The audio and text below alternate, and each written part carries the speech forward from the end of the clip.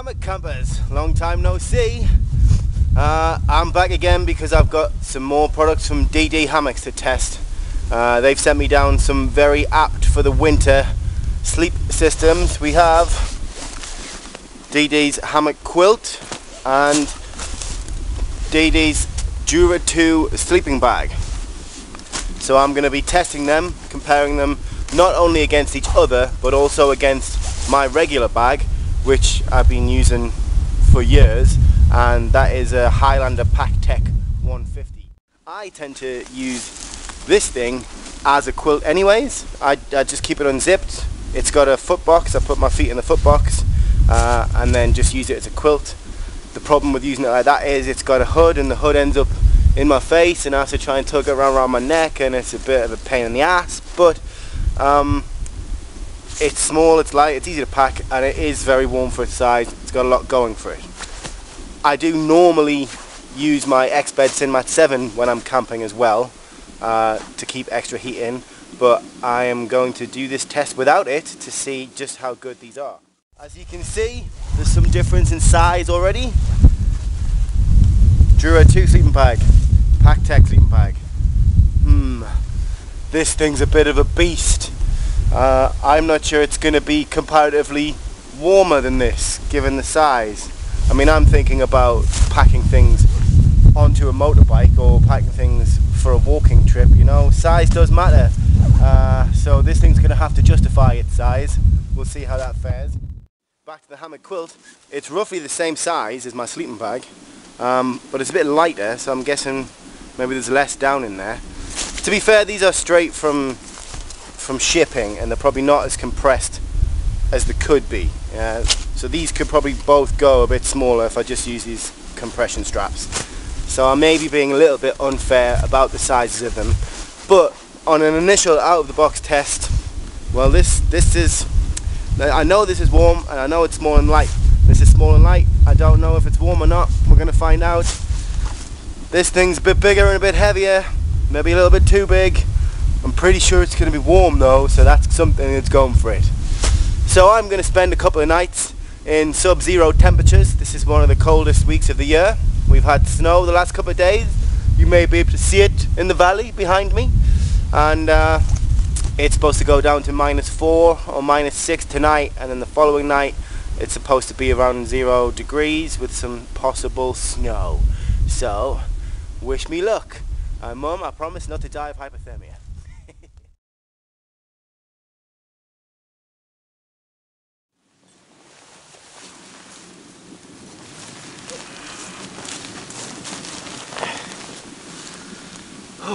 Morning, Hammock campers. As you can tell, last night I tested out DD's Jura 2, which I'm currently modelling. If you'll allow me to get dressed, I will talk you through how it went. See you in a bit. Boo! Boo! Stop! Hammock time! Well, as you know, I was expecting to be maybe disappointed by the Jura 2. I don't like being trapped in a sleeping bag. I tend to use my bag as a quilt. And this thing was just massive, and I was wondering if the size was really worth it. It just looked too buggy for me. I don't think it was going to be comparatively warmer than my current bag. But I went hardcore. I tested without my X-Bed Sinmat, which keeps a lot of warmth in. I went full DD, so I've got the DD Jungle Hammock, DD's Jura 2 and the DD Hammock under blanket, keeping me warm there. There wasn't much wind last night, but it was down to -6, and there was a freezing fog that rolled in, and there was frost at one point, but I didn't notice any of that from within my cocoon, within my chrysalis. This thing is delightfully warm. This is wonderful. I had to get out and go to the loo quite a few times during the night, so having the waterproof bottom is good. And then when I got here, when I pitched up camp, it was dark already pretty much, so I didn't have a lot of time to familiarize myself with the gear. Never do that, by the way, that's not wise, but in this case everything's really intuitive. So you get in, it's got the central zip, so it's dead easy to zip up and then sit yourself down in the hammock and then zip it the rest of the way up and then just get in. I might even show you in a bit, I might even demonstrate. And then once you're inside, there's these drawstrings here, and you just pull on them, and as you'll see, it just tightens this baffle up right around your neck, keeps all the heat in, keeps it nice and cozy and warm. There's a hood there. Again, once you've got that up, pull the drawstrings and it just closes it right down. But you've still got all this acres of space inside the bag. So I was really impressed. I mean, when I was getting out of the bag to go to the loo, it was freezing out here. It was below freezing. I think it got to -4 or -6, and I didn't notice when I was in the bag. So I slept well, had a good comfy night. Still love the jungle hammock, by the way. Really check out my reviews on that because it is a fantastic hammock, and this is a really great addition to my kit. It's really, really warm, and it means I can now basically camp hassle-free all year round. Here we go. So you put your left foot in, you put your right foot in, or whichever way you want, really, you know. And you've got this wonderful waterproof bit here, like a little foot box, so you can stand up without getting cold and wet feet. Obviously it's got the central zip.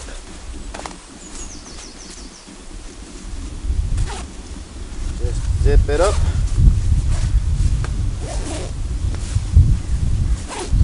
You get to this point, you can grab the rear of your hammock and sit down. Then you can zip it up even further if you so choose, so you can wait till you're inside. And you're away. Good night.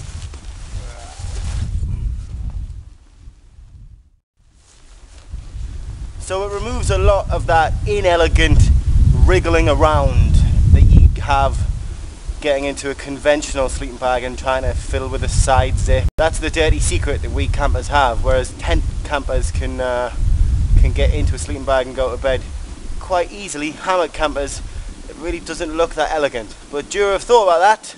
Sorry, DD have thought about that with the Jura, and they've fixed it. Thumbs up for the Jura too.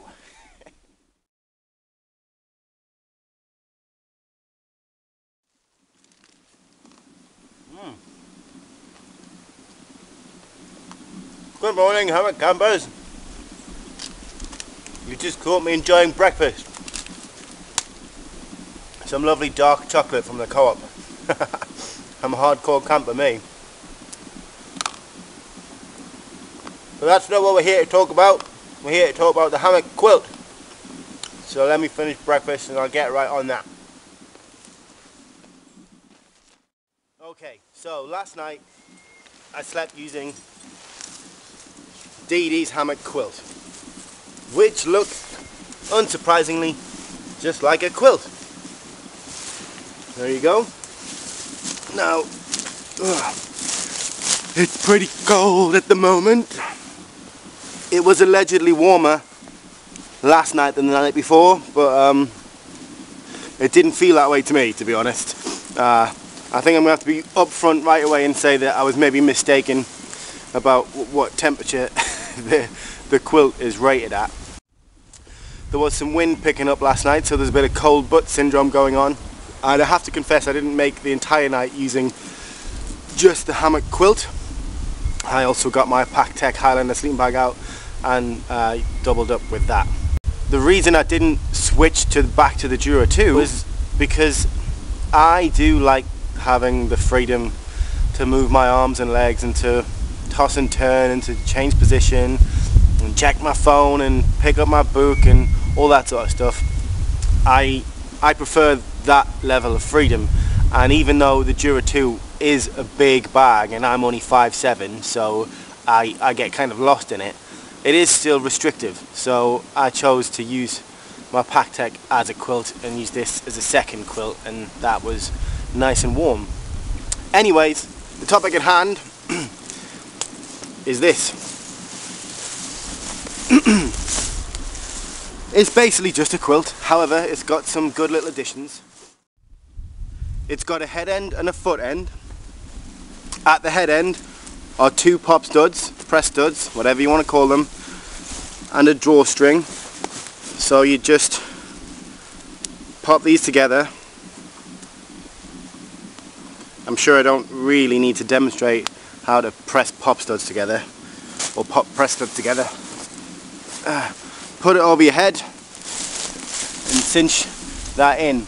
Now this is best done before you get into the hammock, because it's a bit of a faff once you're in the hammock trying to pop those studs behind your back. I'll figure that out too late. So that's the first part, and also probably best done before you get into the hammock, if you like a foot box, is to clip the foot box together. So you got 2, 4, 6, 7 press studs here and a drawstring.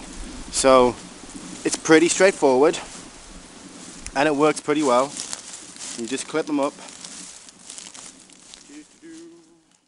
Now with it being pop studs instead of zips, I did find that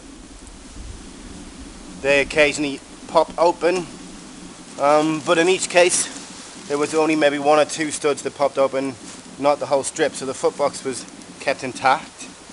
But if you really just want to stretch your legs, you can just pop them open, force them open, which you couldn't do with a zip, so it's kind of good. And also my Pack-Tech sleeping bag has a fixed foot box and you can't do that. So cinch it up and you've got a foot box there.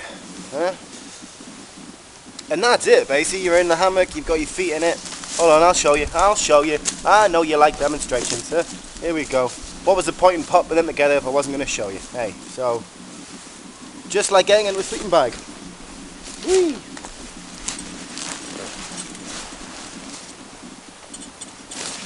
And what that means is I'm now in the bag. I've got this nice seal around my neck. I've got the foot box. I can tuck it down around, but I've still got all this freedom to move my arms and get my phone and read my book and get my chocolate. And another good thing is, with this, through the night when you need the loo, you can just sort of leave it in the bag, have your shoes handy and go. What I found with the Jura 2, because you're zipped in there, was the temptation was just to jump to a spot, unzip the handy central zip and then take a leak. And of course, that's not always going to go well. You're probably going to end up with a smelly sleeping bag after a while. So with the quilt, there's no temptation to do that. I'm not sure that's a fault with any of JD's gear. That's probably just a fault with me. But suffice it to say, I kind of prefer the Hammock Quilt. It's a bit of a faff. It's not as intuitive as the DD. It took me a while to figure out what was going on, but once you figure it out, it's straightforward. And it's nowhere near as warm as the Jura 2.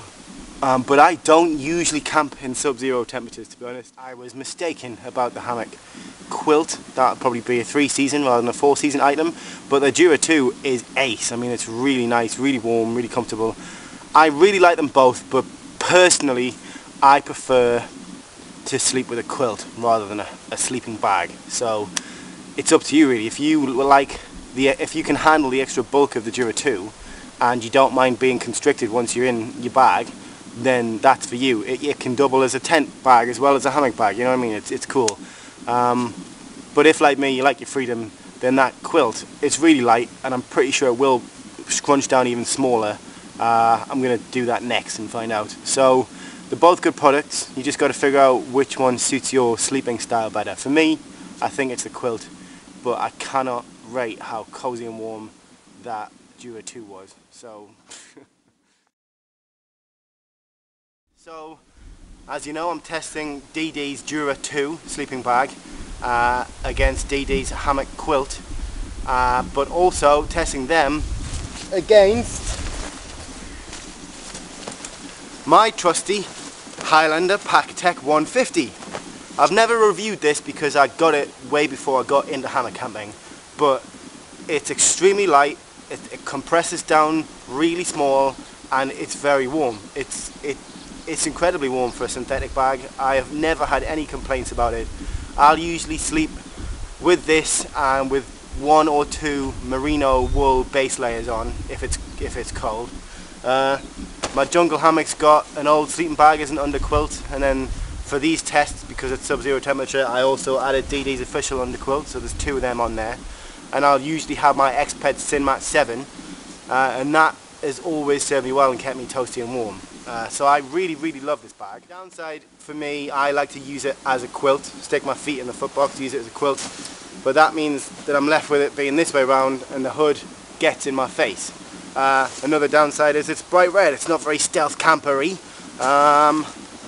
but those are minor things, and it's a really good piece of kit. So DD's offerings have got stiff competition, they better perform well. That's all I wanted to say. That's that one over and done with. So as you know, I start out with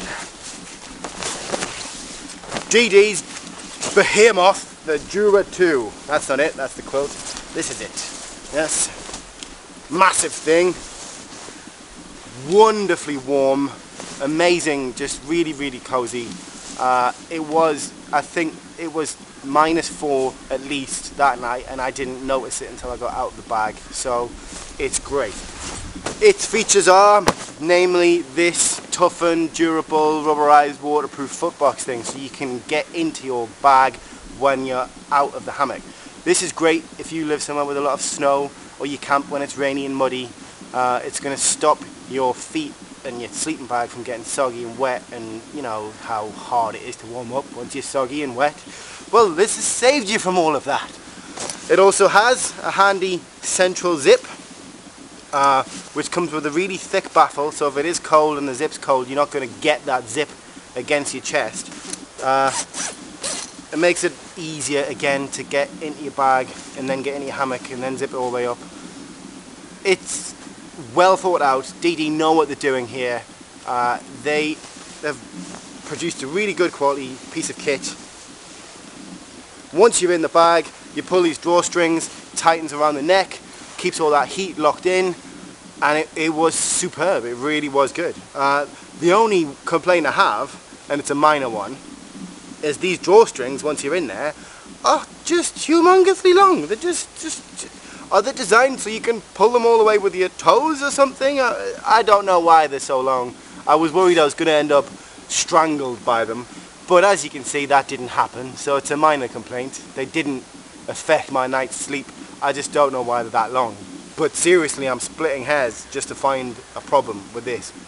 It is amazing, yeah? It's big. It's very big. I'm going to see how small it compresses, but aside from that, it's an impressive piece of kit. And finally, there's the DD Hammock Quilt. Really just does what it says on the tin. It's a quilt. It's a rectangular piece of fabric, like a little duvet for your hammock. I'm sure it would work well in a tent as well. But it has these handy little features, like it clips around the neck and it has a drawstring to keep all that heat in, and it has clips to create a little temporary footbox if you so desire. Simple, really simple. I can't believe there's not more of these out there, because I love it. I prefer the freedom of a quilt rather than being locked inside a bag. No matter how good, beautiful, cozy and warm that bag is, I like to be able to move around. So this for me is great. Not as warm as my Highlander PackTech 150. It's definitely not a 4-season piece of kit. I did have to supplement last night with my Highlander. Just bear that in mind. These two are not comparable temperature wise. The one is more for if you like camping in winter, if you like camping when the world is white. This other one is for everything else. If you don't like being trapped inside a sleeping bag, this is for you. They're both really good products, and as I'm sure I've already said, DD make solid, good products, and I really love testing their stuff. So I can't really help you make a decision here. You know, and one of them doesn't stand out among the other. They both have entirely separate sort of functions and uses, and I can see why DD's created them both. So really quickly, I've compressed them all down as far as they'll go, and the sizes are a bit more comparable now, to be honest. Can you even tell which one's which? Obviously this is my Highlander, so this for me was the standard. This quilt is smaller and lighter, so it's going to be easier and more fun to carry in the summer, so I like it a lot. So warmer temperatures, this is a clear winner. And then the Jura 2 actually squishes down really small. I know it doesn't look pretty squished down that small, but that makes it easier to pack on a motorbike or in a bag or whatnot. So it's good, yeah. Like it went down a lot smaller than I thought it would. So again, it's almost comparable now. It's almost comparable to the Packtech. So all of that I said about it being a behemoth and being big and being too unwieldy and whether it'll be worth the trade-off is a little bit moot, I think. It actually squishes down really small.